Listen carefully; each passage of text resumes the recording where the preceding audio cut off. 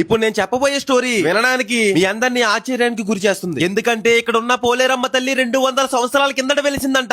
అన్న అసలు మీకు ఎలా వచ్చింది అమ్మవారి కళ్ళలోకి? అదే ఓ రోజు నైట్ కళ్ళకి కనిపించమ్మా, నేను 200 సంవత్సరాల క్రితం నుంచి ఇక్కడే ఉన్నాను.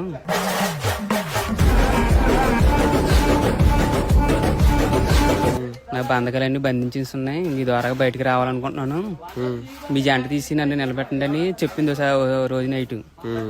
అలాగైతే నేను నమ్మలేదు, ఎదురుకుండా వచ్చి కనపడేది ఆవిడ. అక్కడి నుంచి ఇక్కడ తీసుకొచ్చేసారు కదా, తీసుకొచ్చేసిన తర్వాత ఇక్కడ పెట్టిన తర్వాత ఒక నలుగురు పట్టుకున్నా సరే లేవలేదు అంటున్నారు, అది నిజమేనా? నిజమే. అసలు ఎంతమంది కదిపినా కదలేదు అసలు.